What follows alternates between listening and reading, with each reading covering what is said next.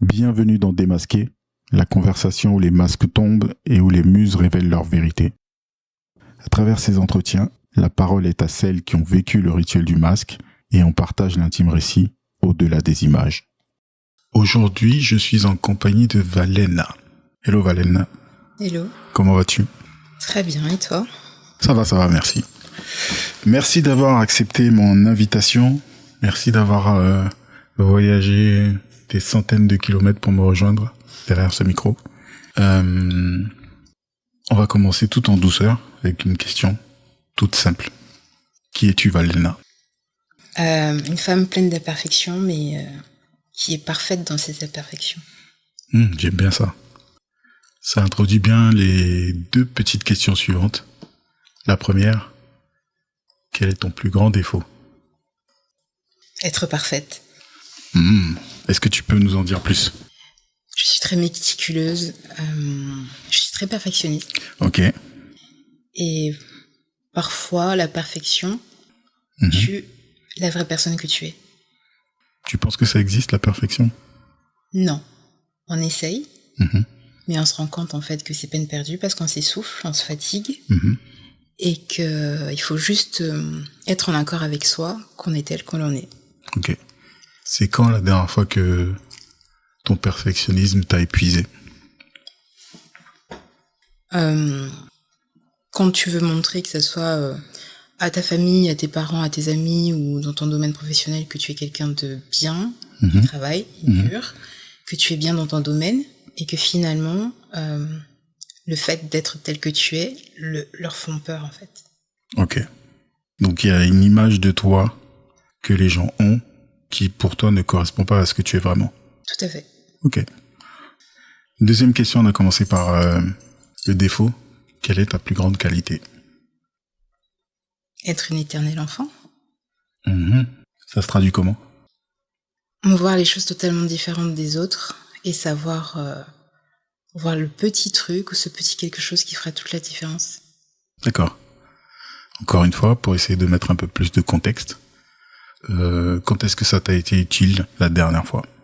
Tout simplement avec des amis où tous ne voient que leurs problèmes et ne voient pas au-delà du problème, c'est-à-dire que tout va bien, ce sont des choses qui peuvent se régler avec le temps, il y aura un certain temps, et souvent le temps des autres n'est pas forcément notre temps, et le temps que l'on a n'est pas forcément le temps des autres. Donc il faut trouver une juste balance, et il faut savoir lâcher prise. Ok. Écoute, merci pour cette introduction. On a eu une petite conversation de quelques minutes et puis tout de suite j'ai dit on arrête d'en parler, on va en parler plutôt au micro. Je t'ai pas vraiment expliqué ce qu'on faisait là. Ça me rappelle un petit peu aussi notre toute première séance qui date d'il y a plus de 10 ans. Donc ce qui va être intéressant aujourd'hui, c'est de faire un peu appel à nos mémoires respectives et voir s'il y a des choses qui se recroisent aussi, justement, chacun d'entre nous découvre des choses qu'il n'a pas forcément vues.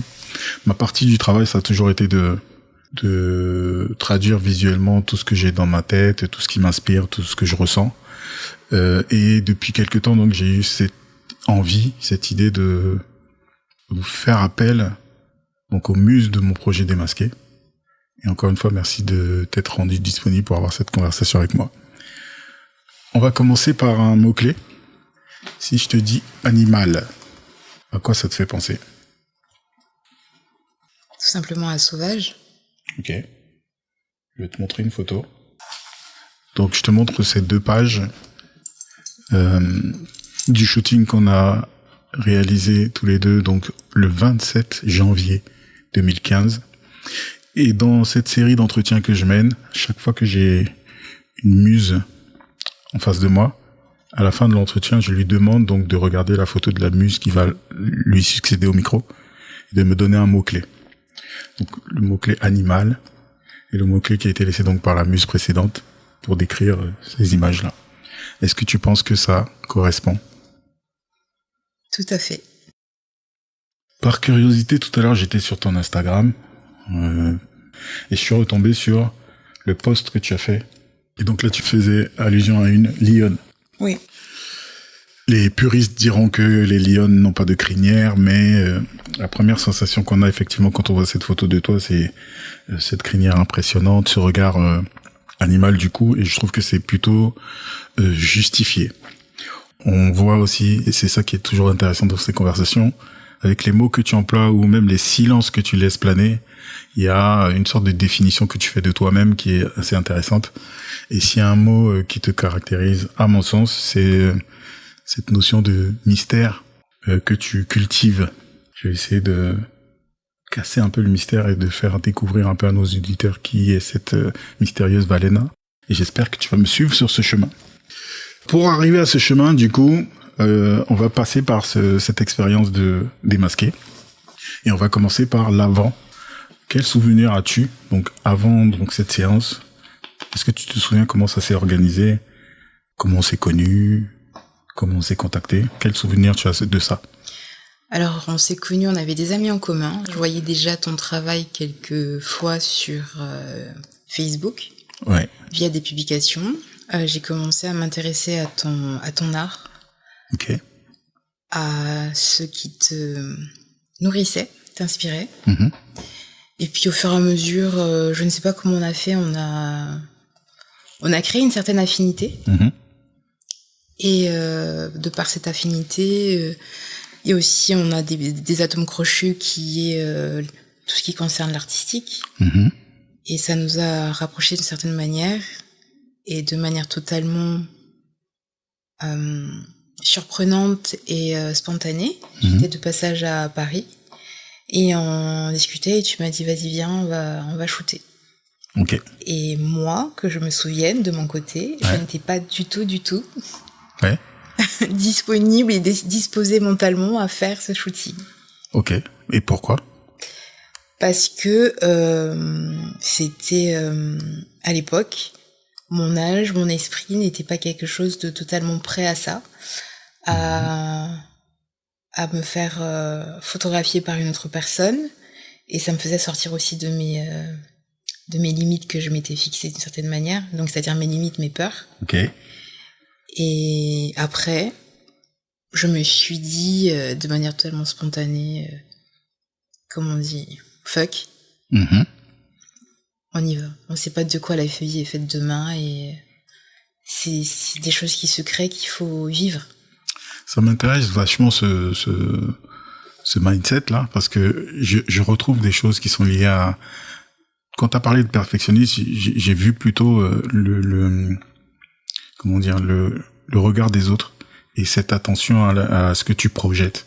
Donc quand tu parles de peur, c'est ta peur de projeter une image qui ne correspond pas à quoi? Aux attentes des autres? Non, alors souvent quand les gens me voient, me perçoivent, ouais, ils ont une certaine image de moi, d'une personne totalement, j'ai déjà entendu, hein, mm-hmm, très belle, mais elle peut être stupide, ou oui, cette personne, faut faire attention parce que c'est une mangeuse d'hommes, que des retours négatifs. Il n'y avait aucun retour intelligent. Ok. Et tu penses que c'est dû à quoi, ça? C'est tout simplement parce que les gens, ils s'arrêtent à ce qu'ils voient et à ce qu'ils pensent. Mm-hmm. Et c'est tout, ils ont aucune sensibilité intelligente pour pouvoir percevoir d'autres choses que ce qu'ils voient, en fait, et de dire, je vais apprendre à connaître cette personne. Ça commence à quel moment, cette image qui est définie de toi? Par les autres? Ouais. En fait, c'est assez récurrent, j'ai l'habitude. J'ai l'habitude parce qu'ils voient une personne qui est assez forte, ouais, qui a un certain caractère, mm-hmm, qui a justement un caractère parce que il a été forgé par ce genre de comportement. Mm-hmm. Une personne sûre d'elle aussi. Et puis, je pense que c'est un tout.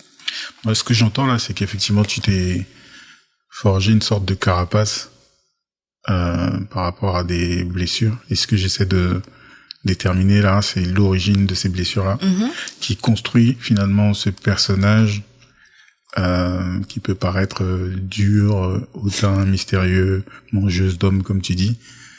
c'est quand même fort, tu vois. Et si je sais pas si tu as construit ça, ou en tout cas si tu dégages cette énergie-là, je me dis que c'est en réaction à quelque chose, je me dis que c'est quelque chose doit être aussi puissant. Est-ce que tu en as le souvenir? Est-ce que tu sais comment ça commence tout ça? Est-ce que c'est l'enfance? Tu as parlé de cet enfant que tu es resté. Est-ce que c'est l'adolescence? Est-ce que c'est que malheureusement, j'ai toujours été confrontée à ça. D'accord. De par mon métissage, déjà, peut-être ce que tu peut-être pointé, c'est que j'ai un métissage et une double culture. Je suis brésilienne et je suis guyanaise. D'accord. Donc, ce qui fait que on a un tempérament assez fort. On a nos parents, ma famille, m'ont élevé, m'ont éduqué de manière assez forte de pouvoir grandir et avancer. De me battre aussi parce qu'à l'époque, le métissage était très difficile, l'acceptation. D'accord. Même dans la famille, c'était assez dur.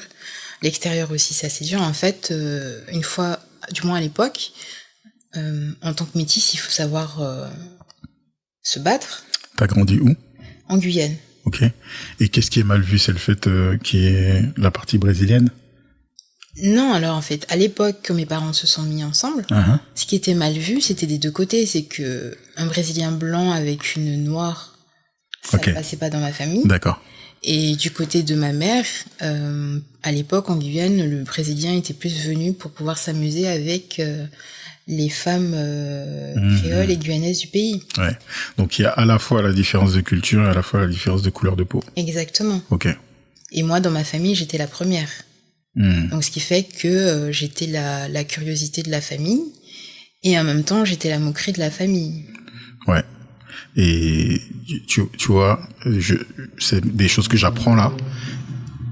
Et je me dis que c'est logique, tu vois, que tu aies ce mécanisme de défense. Si tu veux, la question que je me posais, c'était, est-ce que ça arrive plutôt à l'adolescence avec... Bien sûr, je comprends. Je comprends ce que tu veux dire. C'est pour ça que je te dis que la base, le point de départ, c'est le pays. Ouais. Bon, le pays, la famille, c'est un tout. C'est pour ça que quand tu parles de personnages, il y a le personnage de la démasquée, la muse de Serge, et il y a la personnalité, et c'est ancré en ma personnalité. Moi, on va y revenir à ça, et si je t'ai invité à l'époque à participer au projet, c'est que je sentais cette dualité-là, où, comme tu disais, on avait assez facilement des conversations où c'est pas que je me sentais privilégié, mais je sentais que j'avais quand même accès à des choses que les autres ne voyaient pas. Et je me suis toujours interrogé, mais pourquoi en fait essayer tout le temps de brouiller les pistes, de ne pas montrer qui tu es, quoi. Et on y viendra peut-être dans la conversation, mais même aujourd'hui, 10 ans plus tard, j'ai toujours cette sensation de quelqu'un qui préfère avancer masqué ou dans la discrétion, ou qui n'assume pas forcément son plein pouvoir. Et dans la description que tu as faite de toi-même, tu as parlé de cet enfant, t'as parlé de ton amour pour l'art, mais t'as pas parlé de ta créativité à toi-même. Pourquoi? Parce que c'est quelque chose qui est en moi et je sais que je l'ai tout le temps. Et pour moi, c'est quelque chose d'évident. Après, c'est vrai que, comme tu le dis, je me suis mise un peu en... Peut-être que je me suis oubliée de ce côté-ci, c'est vrai. Je m'en suis rendu compte. Ouais. Tout le monde me le dit. Et ça viendra. Ce qui m'a toujours interpellé, c'est dans les conversations qu'on pouvait avoir, ta sensibilité artistique, ta créativité, que, je sais pas, c'est comme si tu avais peur de l'exprimer, comme si de l'exprimer, c'était te soumettre au regard et au jugement des autres. Et j'ai l'impression que en toi se nourrissent plein de projets, d'idées, et qu'il y a une sorte de frein à te montrer, à les montrer aux autres. Comment on fait pour que tu passes ce cap-là? Je pense que... Je me dis que je suis prête, et après je me rends compte que je suis pas prête. Pourquoi? Parce que c'est exactement ce que tu as dit, j'ai toujours peur de ce regard et d'être jugée par rapport à ce que j'ai envie d'exprimer. et cette sensibilité que les gens ne comprennent pas forcément. Et ils n'ont pas à comprendre, parce que c'est chacun à son vécu, à sa culture, à sa vision des choses. Mais c'est vrai que si j'expose, ce qu'on m'a déjà proposé plusieurs fois, et que j'ai toujours refusé, malheureusement, mais je pense que je vais saisir ma chance à la prochaine proposition. Ok. C'est que justement, j'ai peur d'entendre... Maintenant que j'ai entendu ça, je lâche plus. C'est surtout que j'ai peur d'entendre ce que les gens pensent. Parce que ça m'est arrivé une fois. Ouais. Et ça m'a un peu... Chamboulé. Ouais, ça m'a chamboulé, ça m'a un peu freiné. Et puis après, je suis passée à autre chose. J'ai dit, bon, je vais me consacrer plus à l'architecture. Qu'est-ce que tu as entendu? Et déjà, attends, faisons les choses. Premièrement, ta créativité s'exprime sous quelle forme, sur quel médium? Alors, elle s'exprime dans toutes les formes. J'aime la photo. Ok. J'aime le dessin, j'aime la peinture, j'aime la musique. Et j'ai eu cette chance d'avoir des parents qui m'ont donné l'opportunité de vivre totalement dans ma créativité. Ouais. De me laisser m'épanouir, de me donner les moyens aussi d'apprendre et d'apprendre aussi, de savoir que j'avais certaines choses en moi, comme la musique. Il s'est avéré que quand j'étais à l'école de musique, on a découvert que j'avais l'oreille absolue. Ok. Sauf qu'aujourd'hui, j'en fais rien du tout parce que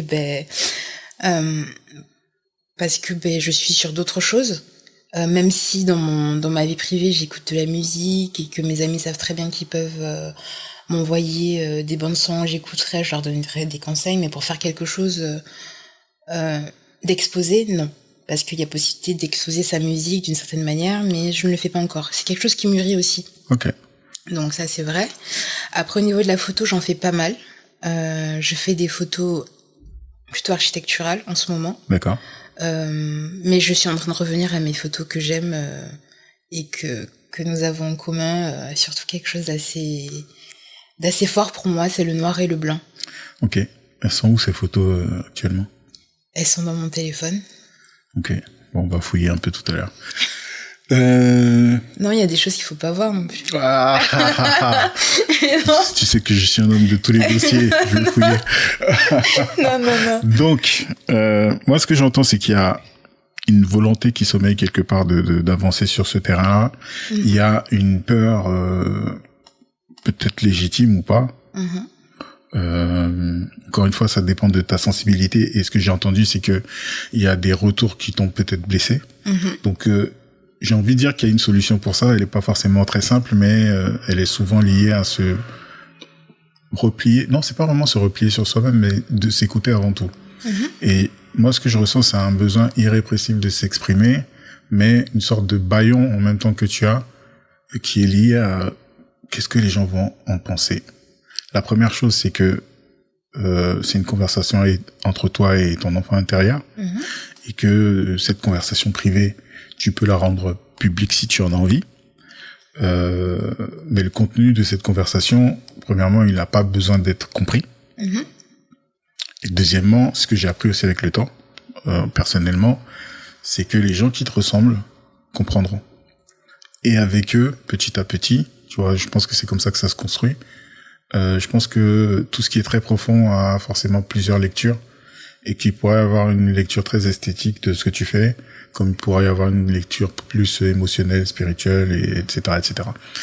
Donc, ce que je peux te dire, c'est que c'est pas forcément un chemin simple. Ça serait trop facile de dire, jette-toi à l'eau, montre-toi tel que t'es, et puis tout ira bien. Mais en même temps, je serais un sacré hypocrite de dire qu'avec ce projet démasqué qui est avant tout de permettre à toutes ces femmes de se montrer telles qu'elles sont, ça serait sacrément hypocrite de ne pas te pointer vers cette direction-là. Revenons à notre prétexte, parce que cette conversation autour du shoot, c'est un prétexte pour mieux te connaître, et je pense qu'on commence à mieux te connaître. Donc tu m'as parlé d'un truc, tu m'as dit, je me suis intéressé à ton art, à ce qui t'inspire. Comment tu pouvais savoir ça sans me connaître?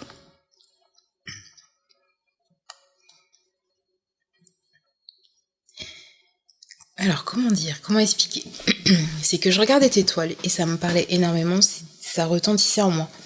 Pourquoi? Parce que tes lignes me parlaient comme si c'était des veines, comme si c'était des chemins, comme si c'était quelque chose qui allait mener quelque part. Déjà. Et le blanc et le noir, le contraste est assez fort. Et moi, je suis une passionnée de noir et blanc. Ok. Peu importe la texture, la matière, c'est quelque chose qui me fascine et je trouve que c'est une des plus belles, des deux couleurs, valeurs qui ressortent le mieux. Et surtout. C'est pas moi qui vais te contredire, évidemment. et aussi ce que je voyais que tu faisais de ces femmes, je trouvais ça puissant. Ok. Je trouvais ça puissant parce que tu leur avais donné une armure. C'est bien décrit et je tiens à préciser que je te pose cette question parce qu'effectivement c'est pas une conversation qu'on a eue avant le projet. En 2015, c'était plus ça fait déjà un petit moment que je le faisais, mais c'était plus le début que aujourd'hui où j'ai une pleine maturité vis-à-vis de ce projet, la compréhension des interactions et de ce que ça représente. Là, j'étais, je vais pas dire en tâtonnement, mais je découvrais encore le sens de ma mission.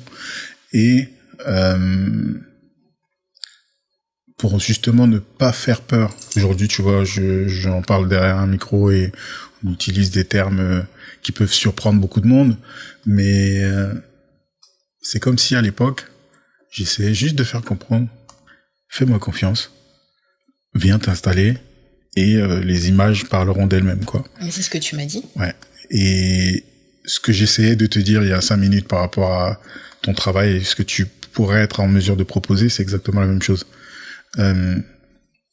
Tu te rends compte que par ta sensibilité, tu as compris ce que je faisais sans que je t'en dise un mot.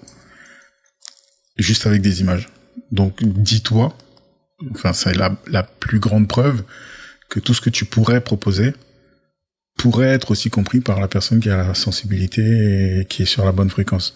Et il y a des gens qui n'aimeront pas ça, je te le garantis, quelle que soit la forme d'art et le niveau de l'artiste ou la dextérité, ce que tu veux. Il y a des gens qui y seront sensibles et d'autres non. Et forcément, quand on est perfectionniste, on a envie que tout soit nickel et que tout le monde soit conquis, mais malheureusement, ça n'existe pas. Et je pense que tu le sais. Donc, voyons, en déroulant petit à petit cet entretien, si on arrive à enlever quelques couches de peur et de perfectionnisme pour arriver à un truc qui pourrait te correspondre. On décide de se voir donc le 27 janvier 2015, je précise la date parce que ça fait très longtemps. Dans quel état d'esprit tu es au moment où on doit se voir? Donc quand tu te prépares pour ce shoot, qu'est-ce que tu te dis? Raconte-moi un peu. Alors je me dis que je suis totalement barge, que je sais pas ce que je suis en train de faire, mais que je me laisse porter. D'accord. Et que ça se passe dans une vie et parfois qu'une seule fois et que il faut y aller et en profiter.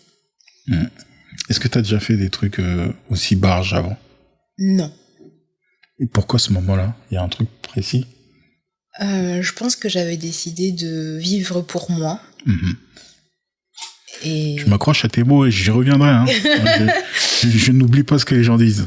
Mais c'est vrai, parce qu'à ce moment-là, j'étais dans une période où j'avais j'avais pris des années de fac. Ouais. Et j'avais à un moment donné dit, c'est bon, la fac c'est bien, j'ai fait plaisir aux parents. Ouais. Maintenant, il faut que ça soit à moi que je fasse plaisir. Donc j'étais dans ce tâtonnement aussi, dans la découverte de moi. D'exploration aussi de différents univers, hein, quand tu sors de la fac et que t'es formé à quelque chose et que là tu entre guillemets tu retires les œillères qu'on t'a placées pour avoir qu'un seul objectif, c'est les diplômes, et que là tu vois qu'il y a d'autres possibilités qui sont bien, qui sont dans ta passion et qui peuvent t'apporter quelque chose de positif. Tu te dis mais finalement on m'a pas donné ce côté-ci, on m'a montré que le côté un peu négatif, dire attention, c'est pas forcément bien le chemin que t'es en train de prendre. Ouais. Et sauf que là c'était le moment où je me dis j'ai fait comme vous vouliez, et maintenant c'est à mon tour. Est-ce que c'est une conversation que tu as avec tes parents ou est-ce que c'est juste dans ta tête? Dans ma tête. Je vais leur montrer et je vais les forcer à voir qui je suis. Mes parents savent très bien qui je suis, mais ils ont tellement peur de la personne que je suis que... Qu'est-ce que tu penses qu'ils redoutent ou pourquoi ils ont peur? Ben, ils ont peur tout simplement que Ben après, nos parents, malheureusement, à leur époque, ils ont dû aussi vivre pour les parents, Ouais, faire des choses pour faire plaisir aux parents, tout à fait. et puis aussi pour la famille. Donc, ce qu'ils voulaient aussi, c'est que on suive la même ligne, le même tracé, faire pour les parents, se contenter de leur faire plaisir et de pas penser à soi. Ouais. Et sauf que je suis la personne qui leur montre que ils ont commencé quelque chose, je continue juste le travail qu'ils ont fait, dans le sens où ils ont décidé de se rencontrer. Ils n'ont pas décidé, ils se sont rencontrés, ils sont tombés amoureux, ils ont fait un enfant issu d'une union mixte. Pour moi, c'est juste continuer en fait ce qu'ils ont fait, c'est-à-dire bousculer un peu les a priori de la vie, de la société et de la famille. J'aime beaucoup ça. Est-ce que tu as le sentiment que c'est ta mission? Je pense pas que ça soit une mission, mais je pense que je suis faite pour ça. Ok. Déjà, quand à l'époque, même eux, ils ont eu une lutte, ils se rendent même pas compte de la lutte qu'ils ont eue. Ouais. Être ensemble, lutter contre la famille pour être deux, un couple noir et blanc et brésilien et guyanais, y a plus que de la lutte là, c'est du combat, c'est partir à la guerre. Et quand il y a les parents qui viennent et qui disent t'as un choix à faire, pourquoi elle et pourquoi pas l'autre, et que finalement ils disent c'est mon choix, c'est comme ça, en fait je continue juste ce qu'ils ont fait, ce qu'ils ont commencé. Ouais. Mais je pense qu'ils ont tout oublié, ils se rendent pas compte de la force et du pouvoir et de la, comme tu dis, peut-être la mission, oui, qu'ils m'ont confiée. Et ils ont juste oublié que je suis juste la continuité de ce qu'ils ont fait. Puis je suis même pas sûr que si c'est de l'oubli ou l'anxiété, la peur qui naissent en même temps que l'enfant. C'est que quand on a un enfant, et je suis bien placé pour le dire, il y a des nouvelles peurs qui apparaissent, où on peut se sentir invincible soi-même, mais quand on a ce petit être ou ces petits êtres dont on est complètement responsable, il y a des choses où on se dit on a moins le droit à l'erreur et on se met plus de pression, on devient plus perfectionniste, plus attentionné aux moindres détails, et ça peut, on sait très bien en général ce que fait la peur, ça peut faire prendre de mauvaises décisions en pensant bien faire. Donc loin de nous deux là, l'envie de questionner leur jugement ou leur jeter la pierre, mais voilà, je pense que c'est des choses qui peuvent s'expliquer.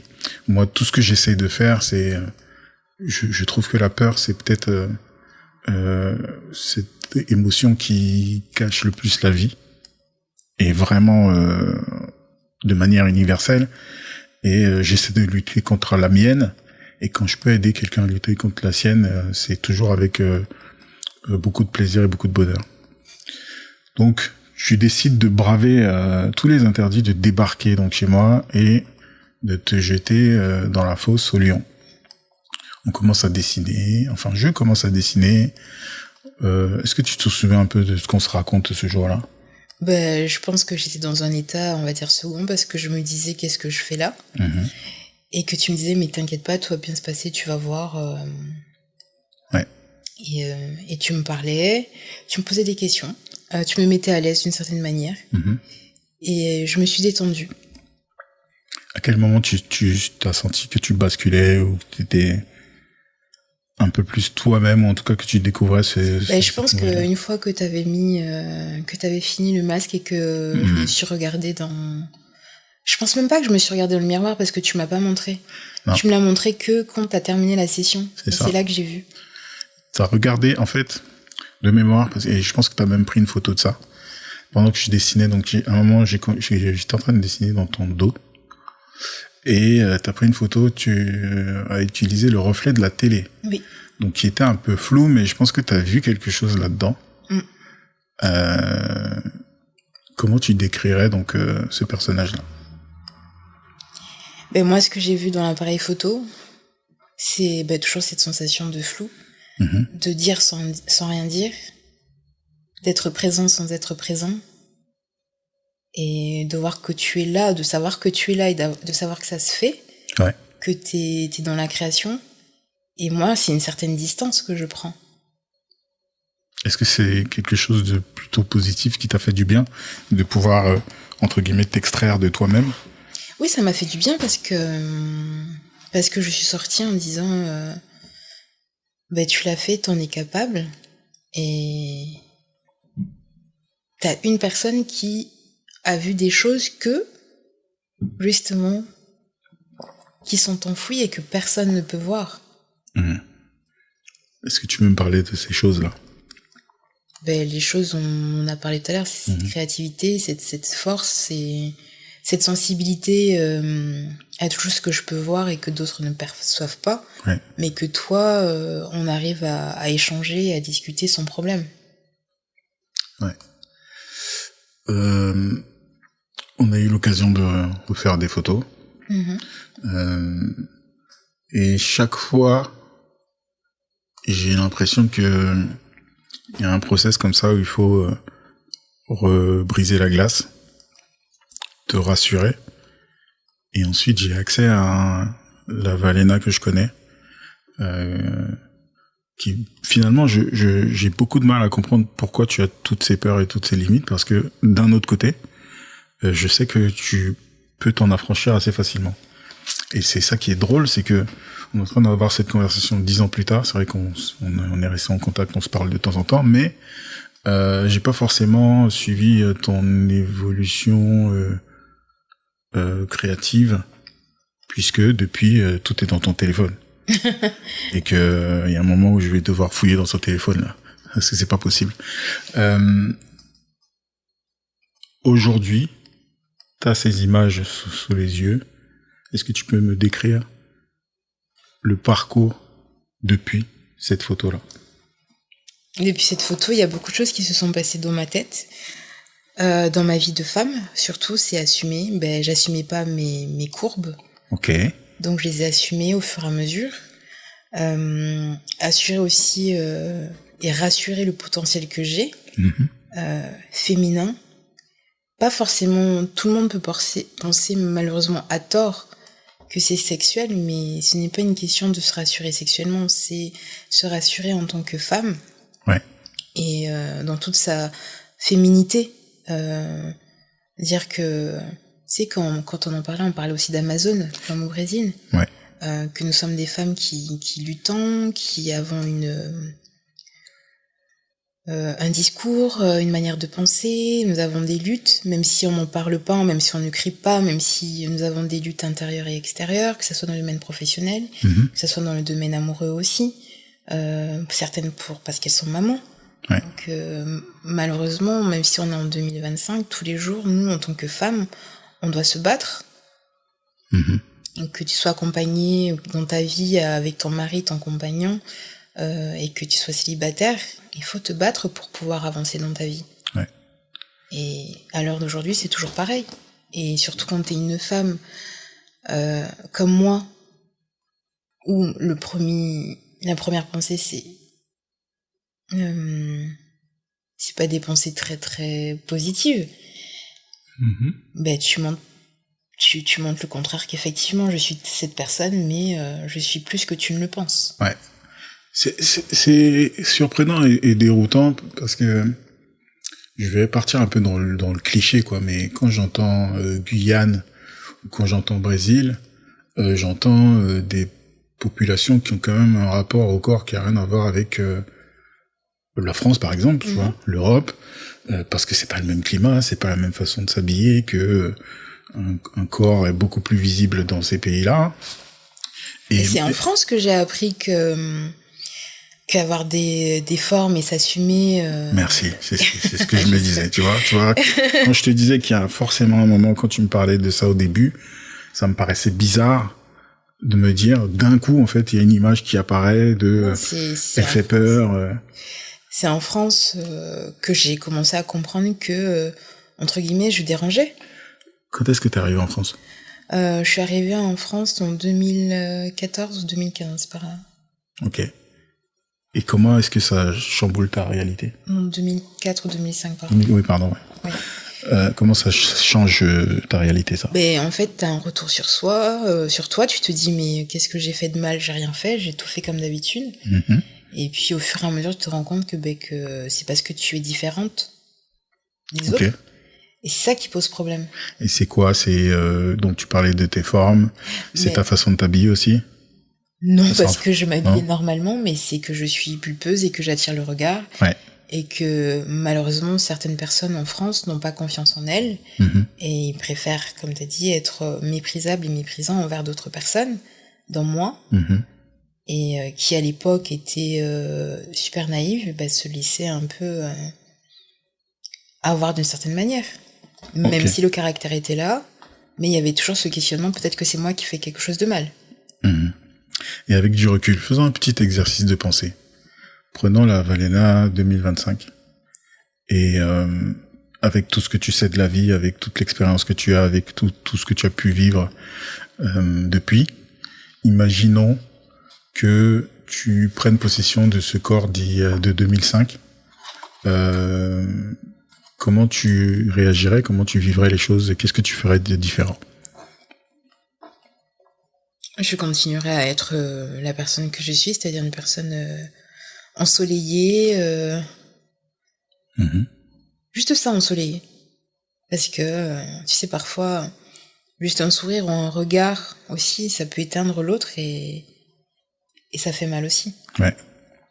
Ce que j'essaie d'imaginer là, c'est comment on fait pour désactiver le processus, ou en tout cas l'instinct de survie qui fait que tu as mis cette carapace pour éviter qu'on te regarde de travers ou qu'on pense des choses de toi qui ne sont pas justes. Admettons que tu puisses mettre tout ça de côté. À quoi ressemblerait ta vie aujourd'hui? Il n'y a pas de limite, il n'y a pas de contrainte, on oublie que il y a des gens autour. Je serais une artiste confirmée. Comment tu vois ça? Ferme les yeux et raconte-moi ta vie rêvée. Que je serais en pleine immersion et dans mon art, dans l'expression de mon art, parce que je pense que je me servirais de mon corps. D'accord. Là, en tant que pinceau. Ok. Comme j'adore ce que Yves Klein y fait avec le corps féminin. Mhm. Mais dans une subjectivité totalement... Tu vois, il y a subjectivité dans un flou, dans un réel qui ferait qu'on a la sensation d'être en communion avec le corps, avec la peau et avec l'esprit de la personne. Travailler sur les textures, travailler sur les matières. J'aime beaucoup ça. Allons encore plus loin. T'as quoi? T'as un atelier? Non. Non. Tu fais ça où? Je fais ça chez moi ou à l'extérieur, sur le parking de chez moi ou dans le jardin. Tu restes en France ou ça se passe en Guyane, au Brésil? Ça se passe en Guyane et en France. Ok. Raconte-moi ta journée d'artiste, là. Tu te lèves le matin, qu'est-ce que tu fais? Alors, si je suis en Guyane, je me réveille, déjà, je vais sur la terrasse. Je vais regarder un peu tout le monde se réveiller tranquillement avec les oiseaux qui chantent et prendre une petite tasse de café, bien sûr. Café du matin, d'un matin. Et je regarde tout le monde se réveiller doucement, mais vraiment tranquillement. Après, je pense que je ferai comme tout le monde les petites choses du matin. Et à partir de là, je partirai explorer parce que derrière, chez moi, j'ai une montagne. Et j'ai accès à tout ce que je veux au niveau de texture et on va dire éléments, la terre. Donc là, tu vas récupérer du matériel en gros, quoi, c'est Ouais. ça? Tu prends quoi? Je prends de la terre. Ok. Je prends différents types de terre. On a la terre marron, on a la terre rouge. Je prends ça. Je prends quelques feuilles. Je prendrai quelques feuilles. J'irai prendre du charbon. Ok. Et je prendrai peut-être aussi de la colle pour pouvoir épaissir au niveau de la texture, pour faire comme des veines. D'accord. Après, si je vais dans l'atelier de mon père et que je vois du ciment, je prendrai du ciment. Ok. Je te suis là, hein. On continue. Je prendrai du ciment. On continue. Et je pense que j'irai chercher les toiles de coco qui sont dans mon jardin. D'accord. Pour en faire une toile. Donc j'en collerai plusieurs. Comment c'est fabriqué ça? Ben en fait c'est une texture naturelle, c'est un produit naturel du cocotier. Ouais. Et c'est les petites membranes qui tombent. Ouais, qui sont entre les. Voilà, exactement. Les branches. C'est ça. Ouais. Donc j'irai récupérer ça, j'utiliserai ça, je les collerai, je les mouillerai de manière à les détendre et puis à les coller. Et à partir de là, je prendrai de la boue, je mettrai de la boue, je travaillerai avec les mains. Et puis si ça me vient de devoir mettre les pieds, je mettrai les pieds, ce qui m'est déjà arrivé. Et si je dois passer sur mon corps pour pouvoir faire un genre de pochoir, je le ferai aussi. D'accord. Mais tout dans la subjectivité et dans la légèreté et peut-être la sensualité aussi. Je ne suis pas à la recherche du raffinement ou quoi que ce soit. Je suis vraiment à la recherche de tout ce qui est naturel et tout ce qui est au contact. Brut, voilà, c'est ça. C'est passionnant. Et tu vois, je ferme les yeux, je vois exactement ce que tu me décris. Et dans ça, je ne vois aucune recherche de perfection. Non. Qu'est-ce qui s'est passé, Valena? Parce que justement, c'est là où il n'y a pas besoin de perfection, parce que ce sont les éléments de la vie, les éléments de la terre, et ça n'a pas besoin de perfection. Ok. Donc là, je t'ai demandé de faire cet exercice en te libérant de toute contrainte possible et imaginable. Concrètement, demain, t'as envie de faire ça. Qu'est-ce qui t'en empêche? Les autres. Aïe, aïe, aïe. Les autres. Et donc, c'est important ce que tu dis. Mais je sais. Et on va aller jusqu'au bout. C'est la vérité. On va aller jusqu'au bout. Comment... Déjà, c'est qui les autres? C'est les autres. C'est les autres qui sont là, c'est la petite voix qui te dit non, c'est la personne qui te dit mais c'est quoi ce truc, mais cette personne elle était dans un état second ou elle est folle ou comment ça se passe ou voilà, c'est ça. Bon, ok. Mais on sait en tant qu'artiste, ouais. On le sait tous, ouais. Que ça ne plaît pas à tout le monde. Ouais. Mais je suis dans cette fragilité de création, de voir mes toiles, ça me touche en plein cœur. En fait, je n'ai pas encore tu cette t'empêches de créer parce que... J'ai peur d'avoir mal. Parce que tu penses à un moment donné partager. Donc, on va encore revenir d'un step. On oublie qu'à un moment donné, quelqu'un doit voir ça. Qu'est-ce qui t'empêche de créer cette pièce que tu viens de me décrire? Personne, rien. Est-ce que tu l'as déjà fait? Oui. Et elle est où, cette pièce? Chez moi, chez mes parents. Ok. Donc, ce que je souhaiterais que tu fasses, c'est d'en faire plus, qu'elle reste chez tes parents si tu veux. Mais ce que tu viens de me décrire là, c'est aux antipodes de ce que tu m'as décrit au début, qui est cette personne qui veut que tout soit nickel, parfait, etc. Ça, c'est la personne que tu veux montrer aux autres. Moi, je t'encourage vivement à vivre ta vie, quoi, parce que c'est la tienne avant tout. Et tu sais que j'ai un ami à moi, dans mon ancien travail, ouais. qui voyait que j'avais cet attrait particulier pour l'architecture. Ouais. Et il m'a dit exactement ce que tu viens de me dire. On travaillait sur quelque chose et puis il me demande mais c'est toi qui as dessiné ça? Je fais oui. Il me dit mais t'es sûr? J'ai dit oui.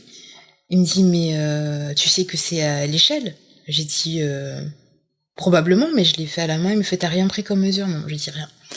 Il me regarde et il me fait je pense que il faut que t'arrêtes de faire ce que tu fais et que tu te lances dedans. Ouais.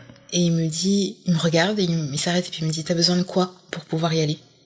Il me dit je t'aide, dis-moi tu as besoin de quoi pour y aller? Parce que ça, ça fait très longtemps que j'ai pas vu ça. Sachant que cette personne ne me connaissait pas, c'était la première fois qu'on travaillait ensemble. Bah écoute, tu me dis que t'as l'oreille absolue et que tu arrives à faire des œuvres plastiques visuelles avec une grande facilité. Effectivement, ça serait du gâchis que de ne pas l'exploiter. Mais tu vois, ce que je veux faire ressortir, et je le sais, j'en ai conscience, c'est que les autres voient beaucoup de choses que moi je n'arrive pas. Ou peut-être que je ne souhaite pas avoir. Ah, ça c'est encore autre chose. Parce que tout ce que tu m'as décrit, c'est que en regardant ces photos, tu vois un autre personnage. Au fond de toi, tu sais de quoi tu es capable puisque ce sont des choses que tu as déjà faites. Et que finalement, le seul problème, comme tu dis, ce sont les autres, mais c'est même pas qu'ils viennent mettre la main dans ton process, c'est que tu te projettes déjà au moment où ils vont s'en saisir et finalement où ils vont s'accaparer cette production et y coller un petit peu ce qu'ils veulent comme description, sentiment ou autre. Mais je vais te dire une chose, on s'en fout complètement.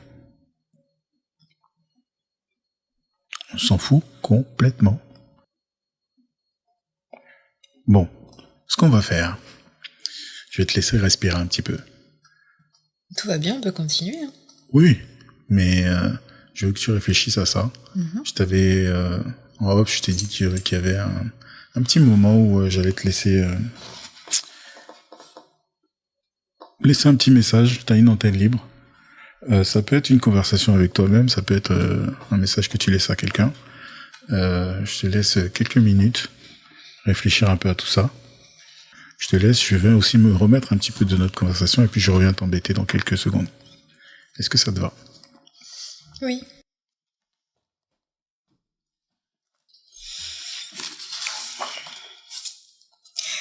Alors, Serge me fait des coups comme ça un peu tout le temps parce qu'il sait que je ne suis pas une personne qui parle et qui s'exprime beaucoup. Parce que comme il vous l'a dit, je suis quelqu'un de très mystérieuse et je cultive ce mystère parce que je suis tout simplement comme ça. Je suis pas une personne qui m'expose, je suis pas une personne qui parle beaucoup. Pourquoi ? Parce que dans la vie réelle, je ne peux pas passer inaperçue. Je pense que ma présence déjà parle pour moi et en rajouter, je pense que ça ferait déjà trop. Et si je devais dire ou laisser quelques mots, je laisserai les mots suivants que enfant ou femme, petit ou grand, petite ou grande, jeune ou vieille, nous devons et nous avons le droit ainsi que le devoir d'être celle que l'on est et celle que l'on veut être. Ne pas se laisser parasiter ou se laisser voler notre pouvoir sous prétexte que nous sommes trop fortes, nous sommes trop sensibles, ou que nous sommes trop intelligentes, ou que nous sommes des personnes totalement différentes les unes des autres, et heureusement parce que nous avons cette possibilité et cette chose qui est totalement magique d'être des êtres humains, des êtres humains vivants, aimants, et on oublie souvent que en tant qu'humain on doit aimer et s'aimer les uns les autres, et je trouve ça dommage que ça soit entre nous de se faire du mal. Et je dirais, pour en rajouter, que nous avons ce pouvoir et ne nous laissons pas affecter, ni blesser, parce que ça nous empêche d'avancer ou de grandir et de prendre conscience de qui on est réellement. Parce que ça nous fait nous poser des questions sur nous, sur nos intentions et sur ce qu'on souhaite faire, et peut-être que ça nous rapetisse et ça nous met dans un coin qu'on n'a pas envie d'être, mais que malheureusement on s'est mis dans une zone de confort et qu'aujourd'hui peut-être on a du mal à sortir tout simplement. Donc soyons nous-mêmes vivants, parce que tout est assez court et que tout est si vite passé que on se rendra compte que tout est passé si vite et qu'on n'a pas pu le faire. Donc profitez, voyagez, construisez, créez, vivez d'amour et d'eau fraîche si vous voulez. Mais soyez fiers de vous, c'est ça le plus important. Soyez fiers de la personne que vous êtes, soyez fiers de faire ce que vous faites. Et il y aura toujours, vous rencontrerez toujours des gens ou des personnes qui seront fiers de vous et qui vous le diront et qui vous montreront que vous êtes la personne que vous voyez. Ils seront très peu. Mais ce seront des vraies personnes. Et des vraies personnes, il y en a très très peu. malheureusement. Pourquoi ? Parce que je pense que tout le monde a peur de montrer que il y a un cœur qui bat, que ce sont des personnes douées de sensibilité. Et souvent, être des personnes douées de sensibilité, ça veut dire des personnes faibles. Et c'est pas la vérité. Nos mères, nos parents se sont battus et ont lutté pour qu'on puisse avoir cette liberté. Et il faut qu'on en profite.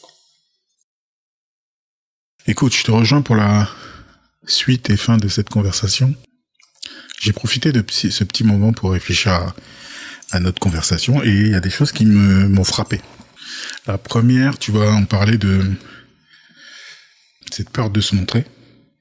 Et en fait, je l'ai sous les yeux depuis tout à l'heure, mais c'est comme si tu me l'avais délégué, cette chose-là. Que ma mission, du coup, c'était que moi, je te révèle. T'as toujours été très à l'aise sur le fait que je travaille avec tes photos, que je les exploite, que je les montre. Sauf une, tu te rappelles, où tu m'as dit celle-ci, je te demande la permission. Ouais. Et que je t'ai dit là, ouais, je crois que je me suis mise à pleurer. Ouais, il faut que je la retrouve d'ailleurs, qu'on ait à nouveau cette conversation pour voir si ça a évolué depuis. Mais toujours est-il qu'aujourd'hui, tu es gravé dans un livre et que j'ai pas l'impression que ça t'ait fait peur une seule seconde. Et pourtant, dans ce livre, on voit donc cette femme puissante, cette femme sensuelle. On voit ce corps qui a semblé te poser problème à un certain moment. Qu'est-ce que ça te dit tout ça ? Le fait que finalement, toutes tes peurs là, elles sont étalées dans un livre là, sous tes yeux. Est-ce qu'on n'en a pas déjà fini avec ça ? Je dirais fini, non. Parce qu'on est en cours, tu l'as imprimé, d'accord, mais maintenant il y aura un après. Oui. Donc tout est en... T'inquiète pas, j'y viens. Tout est en cours de... Tout est en... C'est comme tes lignes. Tu vois, ça suit une ligne, un tracé. Mm-hmm. Et je suis dedans, tu vois, je suis... T'as vu au Brésil, il y a tous les rios... les rios... Comment on appelle ici ? Tous les lacs, tous les fleuves, voilà. Ouais. Et bien en fait, je suis dedans. Et je suis le cours du courant. Mm-hmm. Et en fait, c'est là que ce sont tes lignes blanches. Ok. Tu vois, c'est comme ça que je me vois. Et il y a ta force, en fait, dans ce bouquin. Pourquoi j'ai voulu, pourquoi j'ai dit oui et pourquoi je te fais confiance. Et même, tu n'avais pas besoin de me demander et tu savais que j'allais te suivre. Mm-hmm. Parce que pour moi, ton livre, c'est un message.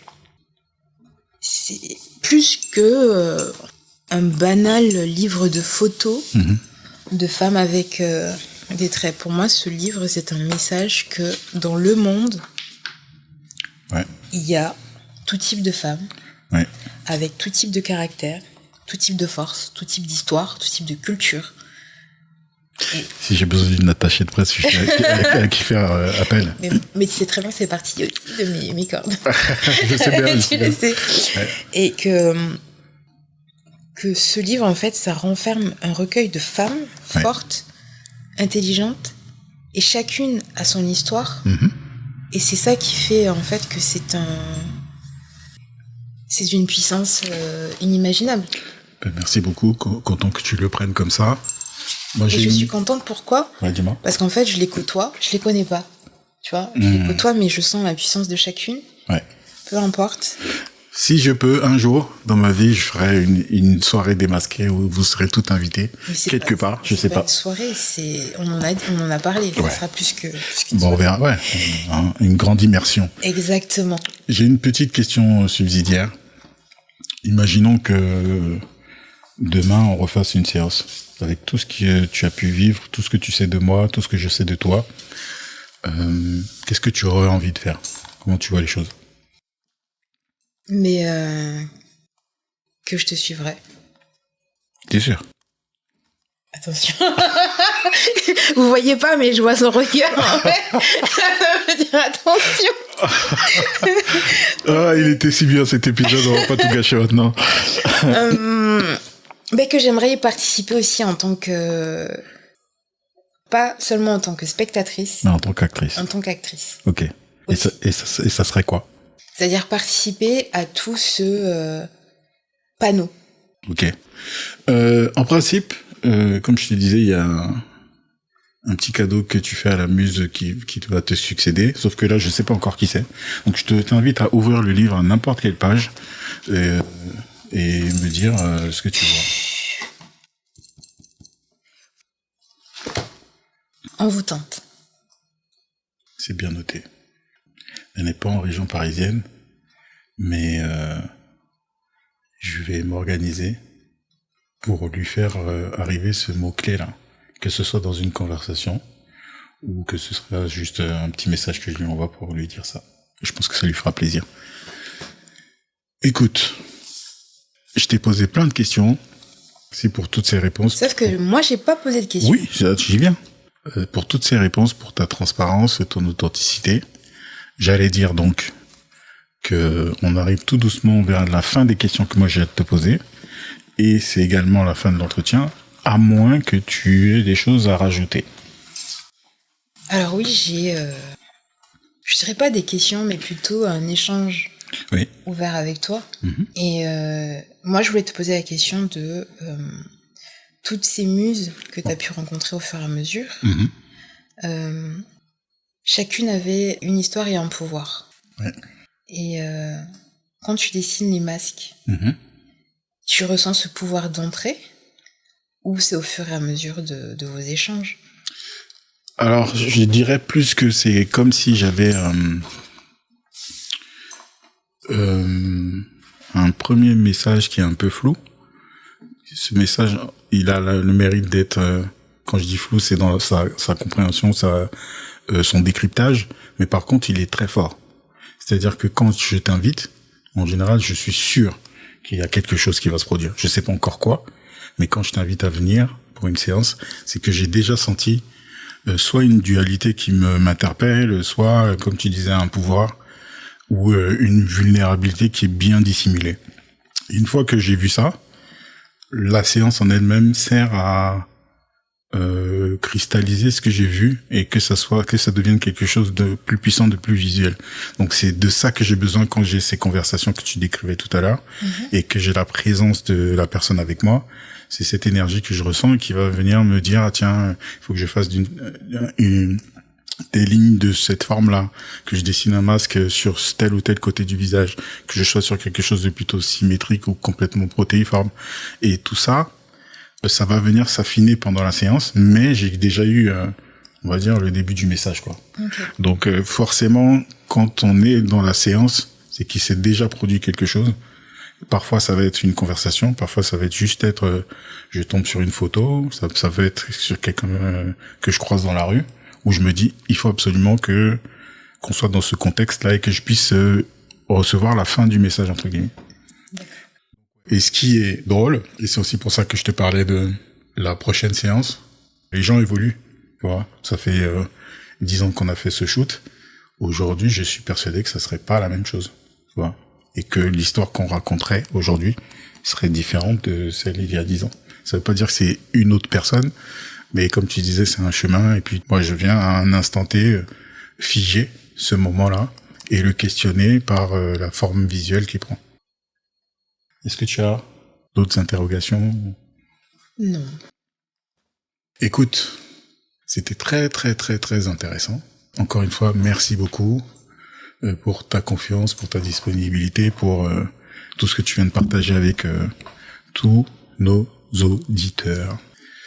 Pour finir en beauté, je vais te demander de sélectionner un petit morceau de musique. Essa moça tá diferente. Je m'appelle Valène et je suis une lionne.